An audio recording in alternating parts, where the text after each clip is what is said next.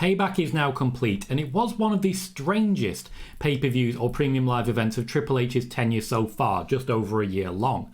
When it comes to Payback, it looked like it was going to be disappointing, and there were definitely some disappointing moments, but it was rescued by Raw's two top stars, Becky Lynch and Seth Rollins, who, using their own feuds and their opponents, really helped to rebuild and build the future stars. It felt like the show of Judgment Day, because while there were some disappointing moments, the rise of LA Knight doesn't seem to be peaking. Rey Mysterio and Austin Theory were fairly bland, and there was a couple of sloppy moments with Rhea Ripley and Raquel Rodriguez. This felt like a moment when Judgment Day were going to stand tall, dominate, reach the top of the mountain, but they got so far up and then stopped trying. We're going to review Payback today. We will be reviewing all Triple H pay-per-views going forwards every single week, so subscribe for more. I'm going to start with the cage match, one of a couple of matches where they added a little bit of extra bluster to try and keep us entertained, and it did genuinely work. This was an incredibly fun match. Trish Stratus using the cage a lot to begin with and reserving a lot of her bigger moves, but there was still big bulldogs, there was a superplex, there was a lot of quite interesting use of top ropes and of course the top of the cage. More than just throwing themselves into cages, it was physical, but it was also smart.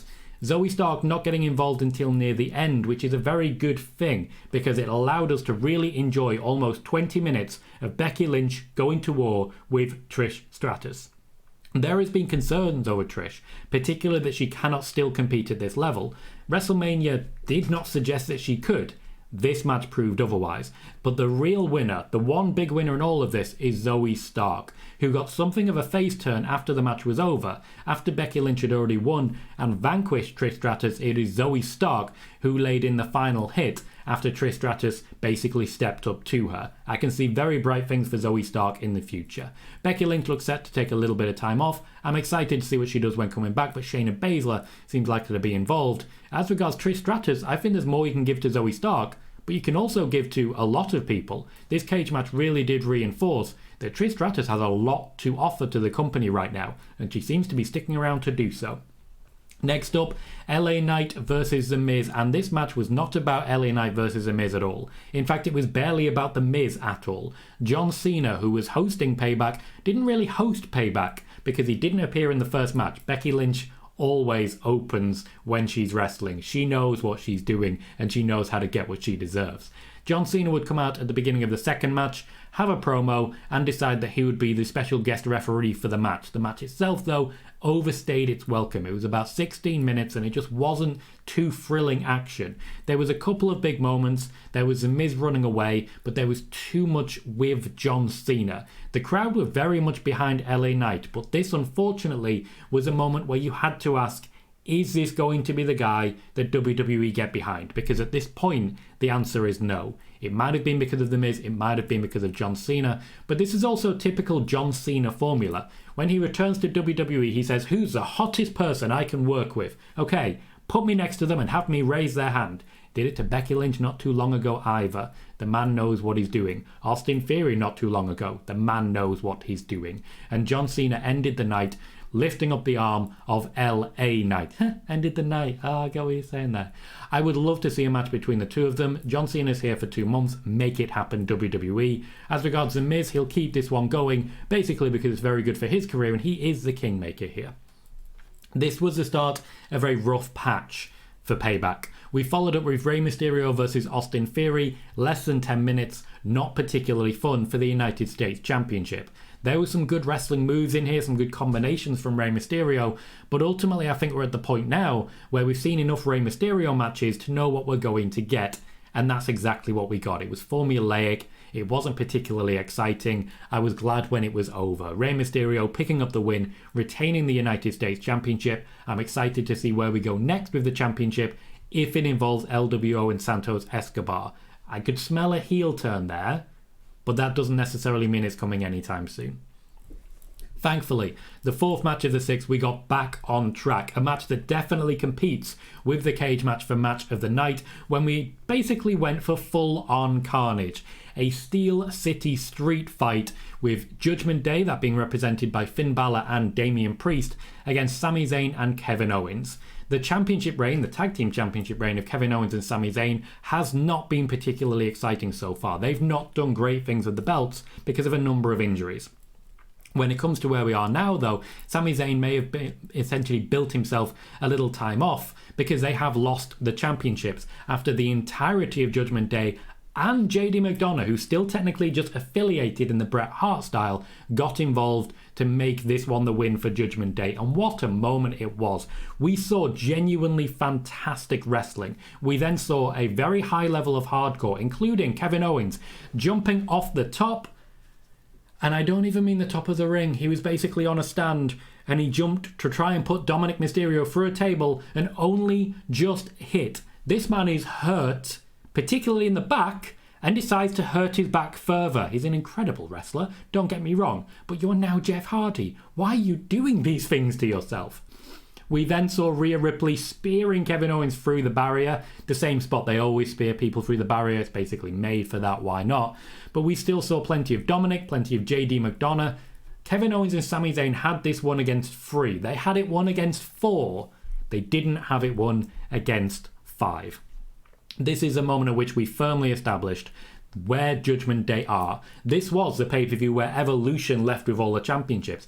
Judgment Day have 6 championship belts between them, 2 sets of tag team championships, an NXT North American championship, and the Women's World Championship. That is 6 championship belts between 4 people. They are essentially the new Judgment Day, and I've got to say it is very well deserved. They have earned their position at almost the very top of the mountain. The Judgment Day section, which was essentially the second half of this show, there was a lot of tension about Damian Priest cashing in on Seth Rollins, added a hell of a lot to this show. And in many ways, without it, Payback would not be fondly remembered. The cage match was great, the street fight was great, quality followed from there, and I really did enjoy what they were doing with this. Shortly afterwards, we saw Cody Rhodes introducing Jey Uso to Monday Night Raw. He's cashing in some chips. We don't know what that means as of yet, but he did that with Grayson Waller, allowing Jey Uso to get a super kick on Grayson Waller. Grayson Waller taking the opportunity later to basically mock CM Punk. Basically, if any wrestler drinks a Pepsi in any point in the next 5 years, it's going to be CM Punk related, even if it's not. This gave Rhea Ripley a moment of reprieve before her Women's World Championship match taking on Raquel Rodriguez.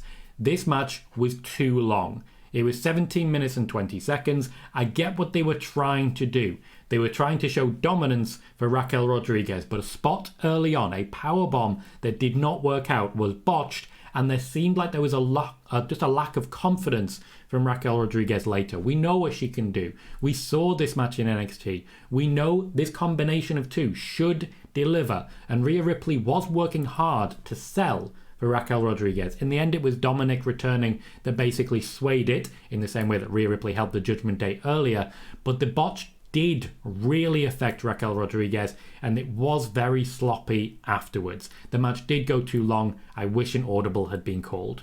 What I will say is that once Raquel has a bit more experience, and sad to say it, but maybe a couple more little botches in matches, she'll realise that you do have to just push through them, and that you can. She needs to build confidence to make this match a little bit more compelling. A rematch is coming. I personally was quite disappointed with this one.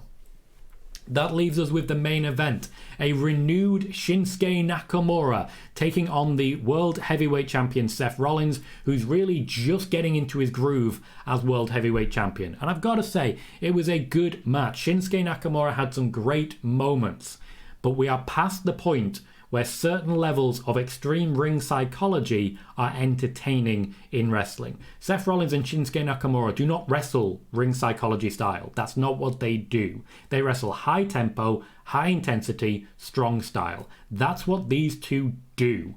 And they were hamstrung from doing that because Nakamura had to put all of his focus on Seth's back, and Seth had to spend most of the match selling. It wasn't strong because of that. It was still genuinely a good match and generally entertaining, but I don't feel these two played to their strengths. The fact that there's a rematch coming tells me that they kept quite a lot in reserve for this match, and that for me is disappointing for a 26-minute match. If you're keeping things in reserve and you've got 26 minutes to burn, you're kind of wasting our time. Payback in general was a very fun show, but it was a really half and half show. The main event, the street fight, the cage match were thrilling spectacles, very enjoyable to watch. But LA Knight versus The Miz, Rey Mysterio versus Austin Theory, Rhea Ripley and Raquel Rodriguez, not to the degree we were expecting. The fact that Judgment Day left with 6 championships and not 7 was very confusing. Seth Rollins, clearly extremely hurt, will be even more so by the end of Fastlane and the rematch of Shinsuke and Nakamura, I'm sure. But I just felt like there was a lot more they could do. That has been your review in 10 minutes. By all means, check out more when they come in. SummerSlam is next up, so you'll be sure to check that one out. In the meantime, I've been Tom Colohue. Thank you for joining me.